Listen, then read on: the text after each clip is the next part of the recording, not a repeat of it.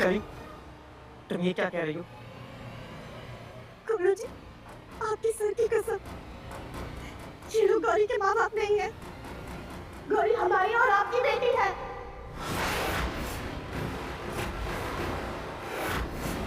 गौरी को हमने जन्म दिया है।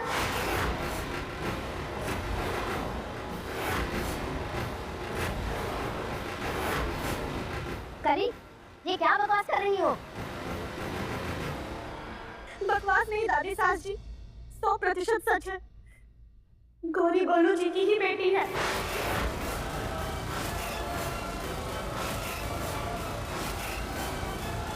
आपने कहा था ना, हमारे खानदान के हर पहले बच्चे के पीठ पे ये निशान होता है, तो गौरी को भी वो निशान अपने पापा से मिला है।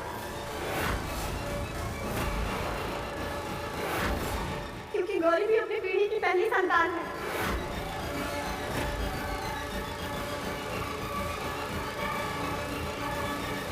तो करी बेटा, ऐसे कैसे हो सकता है? हमारा बच्चा तो मरा हुआ पैदा हुआ था ना? नहीं ससुर जी, हमारा बच्चा मरा हुआ नहीं जन्मा था, वो जिंदा था। बल्कि वो कोई और नहीं, हमारी गौरी थी।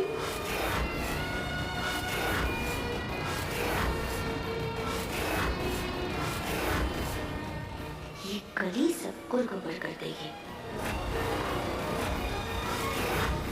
दिमाग खराब हो गया इससे अंकिता का। 4 दिन गौरी को क्या संभाली है इसने? सच में उसकी मां बनने का फितूर सवार हो गया इसके सर पे। आप तो चुप ही रहिए सास जी। इस मामले में कुछ ना ही बोले तो अच्छा होगा। कभी अगर गौरी तुम्हारी और गोलू भैया की बेटी है तो इतने महीनों से वो अनाथ आश्रम में क्यों, तुम्हारे पास क्यों नहीं थी? और इतने महीनों से तुमने ये सच हम लोगों से क्यों छुपाया? हमारे साथ धोखा हुआ था देवर जी। हम तो खुद इस सच से अनजान थे कि हमारी गौरी जिंदा है और वो कहीं और पल बढ़ रही है। आप और रानी जी जब अनाथ आश्रम से गौरी को ले आए, तब भी हम नहीं जानते थे गौरी हमारी बच्ची है। तभी भी हम इस सच से अनजान थे। ये सच तो धीरे धीरे हमारे सामने आया। धीरे धीरे मतलब ये पापा जी की किसी ने खुद कली भाभी से झूठ बोला था। उन्हें इतने साल तक अंधेरे में रखा। दरअसल सबके पीछे कली भाभी का नहीं, बल्कि किसी और का हाथ था। क्यों भाभी, बताइए ना, सही कह रहे हैं ना आप? कौन था इन सबके पीछे? गौरी अनाथ आश्रम में क्यों थी? माँ बाप पूरा परिवार होने के बावजूद वो अनाथों की तरह क्यों पल रही थी? क्यों इतने समय तक आपकी ममता मेरे आंचल से वंचित थी? बताइए भाभी, कौन था इन सबके पीछे? खड़े खड़े सोच रहे हो, बोलो। क्योंकि ये नहीं चाहती थी कि हमारी गौरी इस घर में रहे।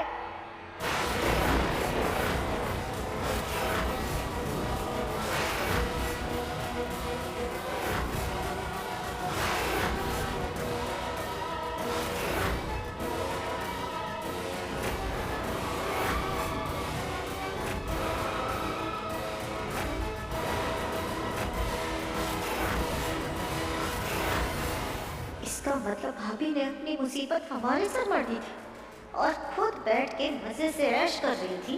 अच्छा, इनका सच तो बाहर आना ही चाहिए। पागल हो गई ये लड़की, दिमाग खराब हो गया इसका। खुद भी बकवास करी जा रही है। जब इसे बच्चा हुआ तो तुम्हें घर पर ही नहीं थी, है ना?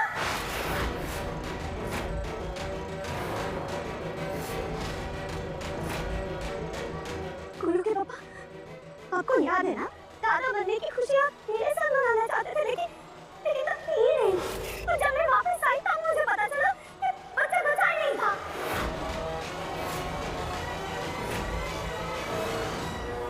बस कीजिए सास जी, कुछ तो ऊपर वाले से डरिए। इतना भी झूठ मत बोलिए कि नर्क के भी दरवाजे आपके लिए बंद हो जाए। अरे बाहर जाना तो एक बहाना था, असल में आप हमारी बच्ची को हमसे दूर करना चाहती थी, क्योंकि हमने बेटी को जन्म दिया था।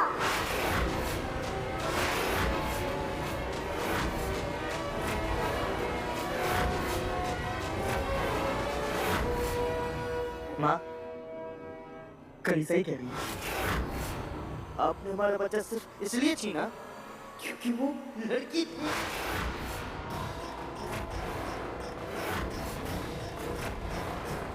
नहीं गुड्डू बेटा, तू अपनी माँ को नहीं जानता है बेटा। मुझे लगता है कि मैं ऐसी घटिया हरकत करूंगी कभी भी। पता ना बेटा, मैं करूंगी।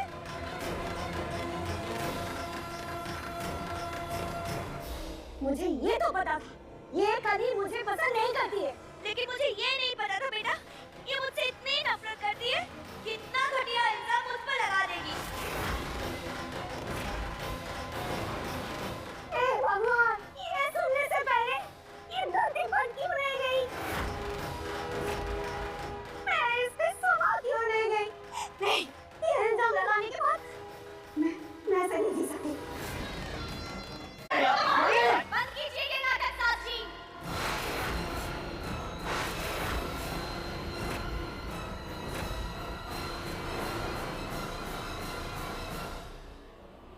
आपके पाप का घड़ा फूट चुका है।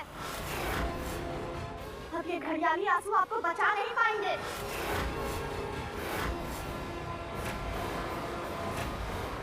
हमारी बच्ची पैदा होते ही इन्होंने अस्पताल के एक नर्स को पैसे देकर मरी हुई बच्ची के साथ हमारी बच्ची बदलवा दी।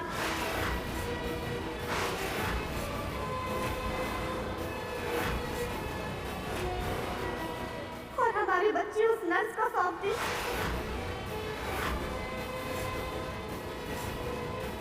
वो तो अच्छा हुआ देवर जी और देवरानी जी गौरी को गोद ले आए, वरना सच हमारे साथ हमारी गौरी को कभी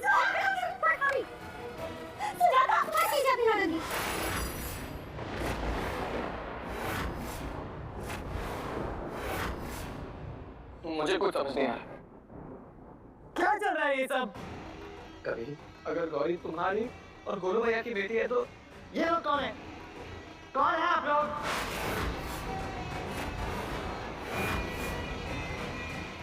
मैं पूछ रहा हूँ आप लोगों से, मुंह बंद करके खड़े क्या है? कौन है? पक्का ये साक्षी ने ही बुलाया होगा हमारी बच्ची को हमसे अलग करने के लिए। गुरु के पापा, आपके सर की कसम, मैं इन लोगों को नहीं जानती हूँ। मैंने नहीं बुलाया इन लोगों को। सच में गुरु के पापा, भरोसा कीजिए, मैंने नहीं बुलाया।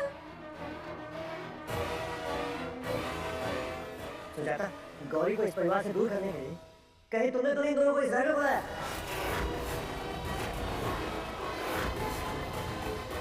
आप इतनी छोटी बात सोच भी कैसे सकते हैं जी? अरे हम मानते हैं कि हम गौरी को पसंद नहीं करते, लेकिन गौरी में हमारे मुन्ना की जान बसती है। हम अपने बच्चे की खुशियां उनसे नहीं छीन सकते। इन लोगों को ताई जी या माँ जी ने नहीं, बल्कि हमने बुलाया है।